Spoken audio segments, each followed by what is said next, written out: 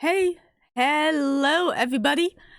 Vanessa here. It's just me tonight. Um, as you probably noticed, we did not have a stream Saturday. Unfortunately, our DM got stuck having to work because of the snowstorm. Things got pushed around a little bit.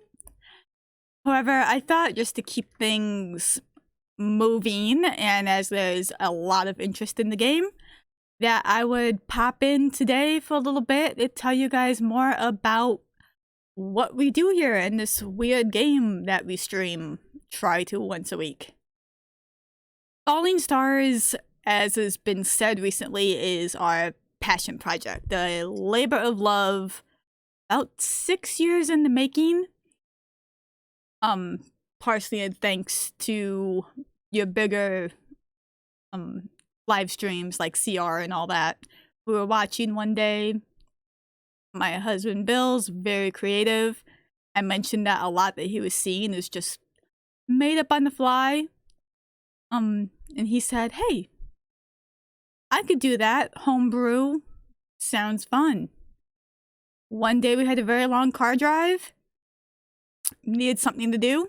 So we started taking notes and brain dumping, and as time went on, we started refining the science and the mechanics and the classes and species, and started playtesting with friends, many of whom have a ton of experience in the tabletop and role-playing LARP world, and they all loved it.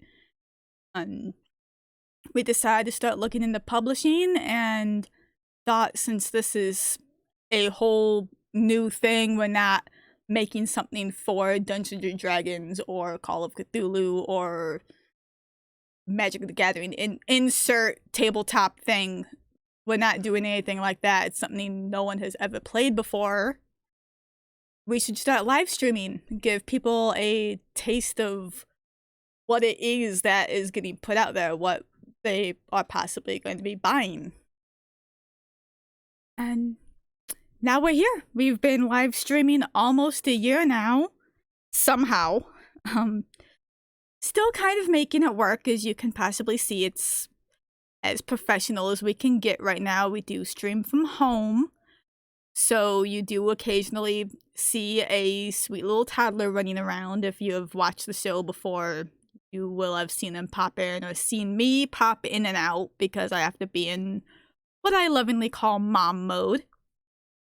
And if it's obvious that I'm finding it hard to find an eye line, it's because I'm looking at a 2x4 that the camera is sitting on right now. Which brings us to where you can find all of our stuff. Obviously, right here on Twitch. Follow the leads. We are trying to rebrand to Mind of Monroe. I've already switched that over on some of our other socials. I haven't been able to figure out how to do that here on Twitch yet, so we're still Falling Stars 201. We are also on Twitch, getting pretty popular. Not Twitch, sorry. Twitter. Closing in on 400 followers there. If you are one of those watching this, hi. Thank you. We appreciate it. You can also find us on Facebook, YouTube. We use as an archive. All of this can be found on a link tree that we have. Again, Mind of Monroe. And the newest one that we have is Drive-Thru RPG. We wanted to get on there and start feeling around with the publishing process in that sense. Kind of dip our toes in the water with a few different game systems and things. We do have a D6 game system called DCD6. Very simple, easy to play. It's just the dice system itself. You can build whatever game you want around it. It's pay what you will, so feel free to download it for free, though we would appreciate a couple of bucks thrown our way. Hi, viewer! We've also got Zombie Slash Dash, which I personally absolutely love. It's a zombie survival game, pretty self-explanatory. It's set in a medieval era, timed fights, D4 based, again, very simple. There's no classes, no character builds, really. You can just come up with whatever in your head. grab a couple of dice, your sword, shield if you got it, start killing things.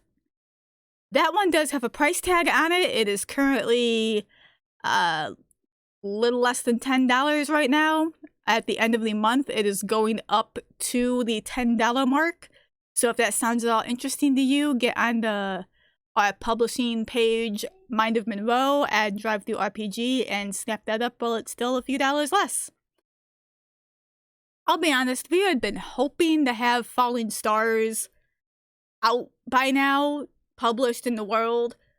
But again, it's our baby. It's our passion project. We want to make sure that we do it right and that we're happy with it. And we want pictures for you guys of all this cool stuff. So we're taking it upon ourselves to actually do photography instead of pretending we know what we're doing in art or draining ourselves with paying an artist. And we just wanted to be a little different. We like doing cosplay and photography and stuff, so we're combining multiple of our passions into this game. However, it is winter, and we live in a winter state in the USA. So we're waiting for the weather to fix itself before we go out and do this. Oh, I think I know who's watching, judging by the snicker I just heard. Speaking of Falling Stars, one big thing we did discover, we will be renaming it, which is fine. We had always thought Falling Stars was just going to be a working title until we came up with something more appropriate. Then 6 years later, it had just kind of stuck. And we discovered that there was already a game out there titled Falling Stars, so to be safe and be appropriate, we are working on a rename, still being workshopped. We don't really have anything set in stone yet. We will let you know when we do. Falling Stars is a sci-fi game at its core. It's a D20 based game, but it goes through all the polyhedral dice. What you will see if you watch the stream, we do tend to lean on the percentile dice quite a bit for fixing mechs and getting engines running and whatnot. That's more of GM discretion. It's something that he likes to do. It is very open world. We do have one main story arc at level 1, the very beginning. It's an introduction to the system, specifically the home planet that you start on. It's a means of getting going, finding your first ship, finding Amy, the big game buff there. And after you complete that first arc, story is yours, world is yours, universe is yours. GM, do with them what you will. Players, go where you will. There is only one core setup planetary system known as Pandari. After that, make up your own. We have a whole bunch of very detailed game generators, planet system generators, down from creating the whole system, how many planets are in your solar system, to what is in the neighborhoods of individual cities. And it's pretty good. It's very, very technical. There is no magic in this game. We avoided that. We created a whole new world of species. We do not use race. We decided against the term race and started using species, because taking humans, for example, you have the human species and then different races, white, black, Asian, yada yada. We figured the same thing could exist for the different species. You have species and subspecies of races and whatnot. And you could say, in a way, I would imagine you could say you could kind of see that in some of our character art. It was a complete accident, but Jala, my character, is an Agma, gray-skinned race from a planet, usually in darkness on Pandari. She has dark white hair, pupilless eyes. However, there is then Gadrick, who is a little more humanoid. He does have pupils, black hair, beard. So just that in general, and that goes on and on with all of our other races. Or species, I'm sorry, it's just a habit. We do use species in the game. We have, I believe it's 6 playable species, and then a whole world of non-playable species. Our goal with this game, especially with character creation, was simplicity. We wanted you to be able to make a character fast, build over time, and just have fun with it. So we kept it really simple, character sheets very streamlined. You will see some familiar stuff on there if you've ever played an RPG before, but some of these skill sets are based more for the game. All of the different abilities are completely set for us per the game, things you could use in the game. However, some of them, when you read them, you will notice they resemble, my personal opinion, resemble some spells. Like, we saw a mechanic that looked great there and made it work for a technical, science-based world. Like I said, I believe there's 6 playable races. You have the humans, the Agma, again, home is Pandari, gray-skinned, never really traveled much. The Vlakir, who are similar to humans, but don't show as much emotion. They're from Pandari, and they've been fighting for control of Pandari for a while now. There is the Jabu, who are sort of the military might of the world, of the system. Oh, I apologize. And what am I missing? The Landals. Yes, the Landals. They're a little more interesting looking, have mohawks, tan skin, pretty fun. And again, there's a list a mile long of non-playable races. Species, apologies. The person you're hearing yelling back there is the GM and creator of the game. Classes, again, we kept it very, very, very simple. We have some classes that normally aren't included in an RPG, but are extremely important and have useful skills.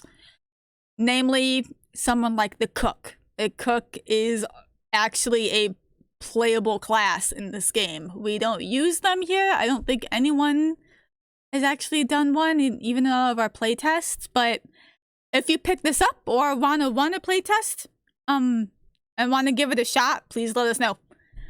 We've also got very simply, the pilot, the engineer, the soldier, the scout, which is Jala, the diplomat, who is Gadrick's character class, the cook, the stargazer, who is more of the wanderer type class, just wanting to leave home, see the world, and see the universe, and is doing so.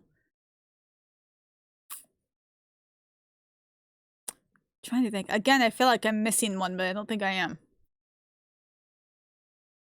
Oh, the doctor. Oh my gosh, yeah, you gotta have a doctor. So we made the doctor medic, if you will. If you travel the universe as you are, you gotta have your medic.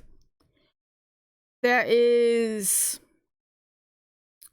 a number of technical stuff that we've turned.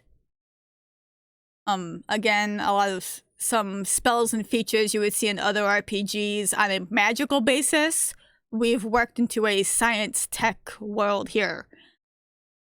There are some stuff you'll see from me every day. This isn't, you can set it in any time you want, really, in the future, ambiguous future. In our particular campaign, it's not set that too awful far. Earth does exist, at least in our particular campaign. It's just very far away. Multiple light years. Takes a wormhole to get there. But it does still exist. That said, you do see basic ground vehicles that are cars and trucks and motorcycles. Gadget has a truck. My character has a Sportster-like motorcycle. Jack Cordoba has a truck of his own, or at least he used to. The ships, the starships, range from your little sporty run-around shuttles that look more like a basic jet of today, 1-2-seater, whatnot, to your huge planet-sized cruisers and haulers and capital ships and dreadnoughts. Imagination has no limits in this game. If you can think it, you can make it work. Everybody in the game, as a means of dealing with the language barrier of different alien species, starts the game with a language chip, really a translator chip in their arm with whatever languages they speak. Jala started with English and Agma. We just use English for ease, mostly because Earthlings came over, humans came over. That was the main language. She got a secondary chip within the game that started pre-stream with 8 other languages, some of which I don't even know about yet.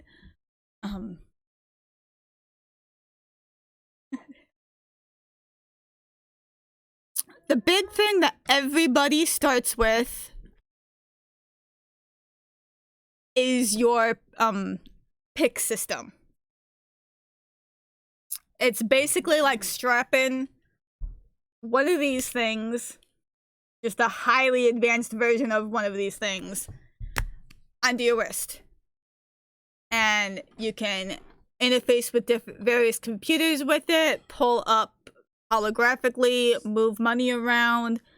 This is where your inventory is kept of everything. You name it. Unless it's super security tied and you're trying to hack into something and gotta roll a computer's check. If it's something to do with the computer, you can probably do it on your pick. Every character starts with money. You're never going to start this game without money. We do have a baseline level 1. This is how much your character has. I believe that changes a little bit based on the class, because some people make more than others. Unfortunately, that's still a thing, even in this game. Each individual class has their preset list of stuff they just have. We have a backpack for a rucksack, if you will, of things any individual class might have found useful. And then you just go from there. We do on that note of buying stuff, we decided instead of modern day currency or gold, platinum, silver, copper, all that, we created a system known as Pandari Marks, which is basically your credits.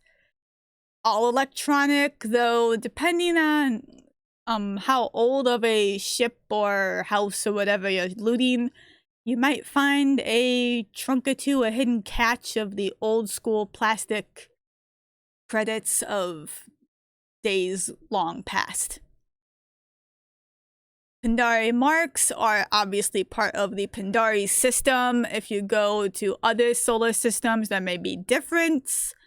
That is up to GM discretion. We will be responsible for any conversion thereof. We have another... we do have another type of currency in-game. Only one other that I really know of, called the Corva which is apparently much better. It's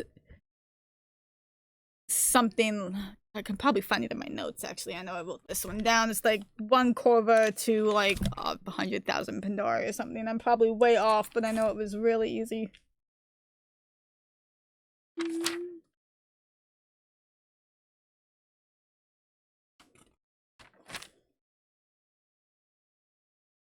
I apologize. I got curious on this, and I want to know what I wrote down.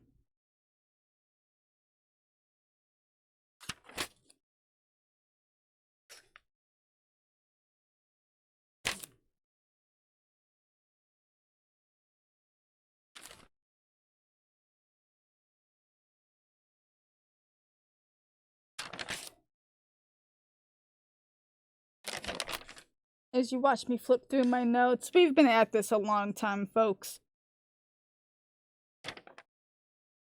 But I know it's pretty easy to find.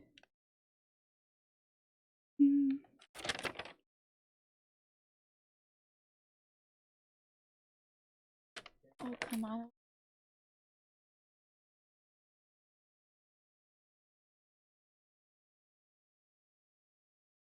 Another thing that you will find in the game, I can't find it. I'll let you know on a tweet or something later when I do find it, because it'll probably be 30 seconds after I end the stream.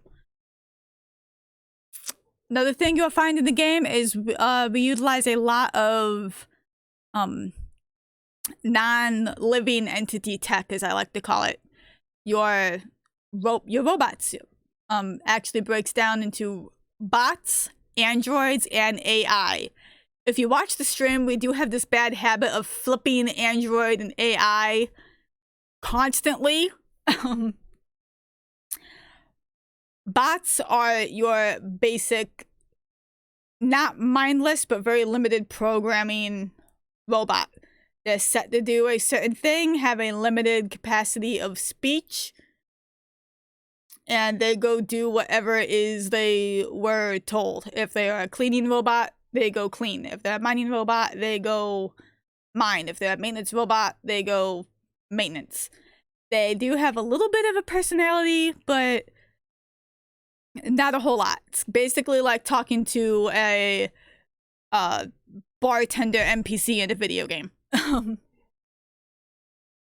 Then you have your androids, which are more advanced. They're more humanoid, or, well, yeah, humanoid. They'll look like any living entity you may see in the universe. They have a personality matrix, makes them a little more personable. They can think for themselves, if you will. They can connect to computers. Amy, as I mentioned earlier, is basically a game buff that you find early on.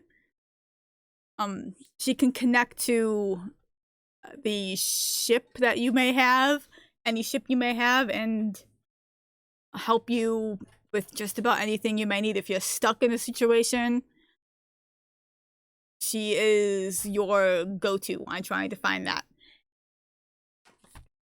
Note. Yes, I'm gonna dig this again. Not sorry. I just gotta find it.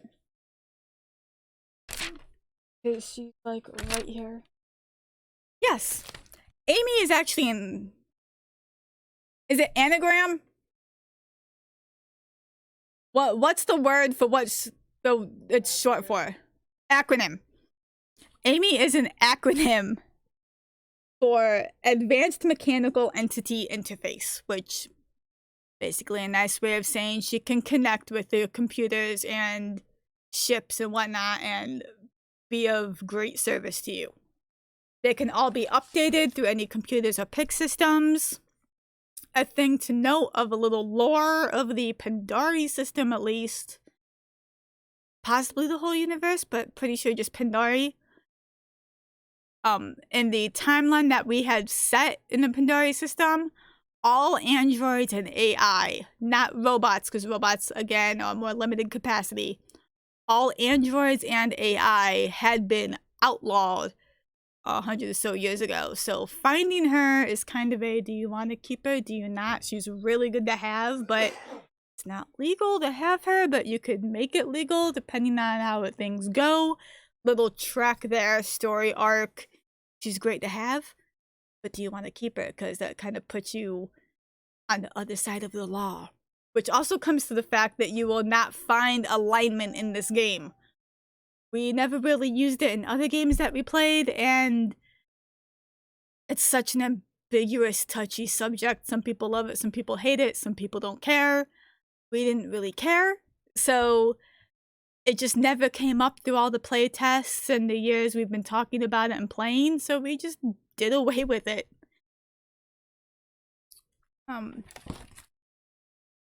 After androids who have physicality to them, you have the AI, the artificial intelligence.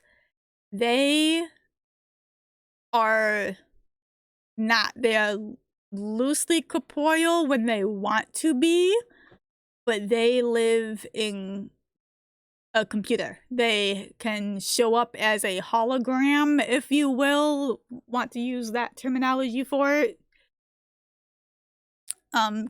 Can look however they wish, but at the end of the day, they are attached solely to a ship or a computer. They, again, do have a personality matrix. They have their own vibe, do their own thing, can make their own decisions if they will, which kind of makes them a little on the terrifying side, my personal opinion. Again, they can be updated as needed through your pick or computer systems. And let me see where else I stand. Again, with character builds, simple class, simple species, no alignment. We do have a means of dealing with hit points and all that. We did create nanite injector system for the game. Again, pretty simple. Works a lot like your basic health potions, just on a scientific scale. We do use hit dice. We have hit dice section on the character sheet. Whether or not you actually use that's going to depend on how much stuff you get into in your game. We've never actually really used it, I think, ever in the years we've been playing. The lore, there's been a lot of war going on in the Pandari system. There's a unusual, at least new to the system, species that showed up unannounced, kind of out of nowhere. Very deadly and dangerous. And very few other species have heard of it. Known as the Mar. They are... Don't want to reveal a whole lot. They are ugly. Ugly, ugly, ugly. There is no making friends with them. Just do your best to get rid of them as quickly as possible. You want to know more about that? You'll have to buy the game. On a note of buying things, we did create an entire market of stuff. It's a whole separate section of the game book known as the market. It's not as hefty as it used to be. We have greatly cut down this mess over the years. But it's everything from clothing and nanite injectors, food if you want to go that far, but we didn't actually include like food in there. You can, anyone who's played an RPG before can kind of figure that out. It's where you find your ships if you didn't find a ship or want to get a new ship. It's where you buy your ships, it's where you get your guns, it's where you get your shields, it's where you buy your armor, boots, yada, yada, yada, yada, yada. We do have quite a variety. Every little gun does something slightly different in the means of range and damage. We've kept things as varied but not overwhelming as we could while still giving you options. Let me see. I think.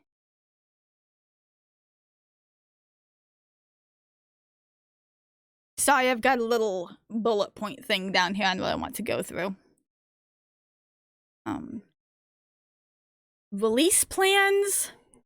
Again, this is a big game. We do have a small DM guide that I'm actually going to put out the tweet again. I was giving away free copies to anyone who liked, commented, or retweeted a Twitch post that I had.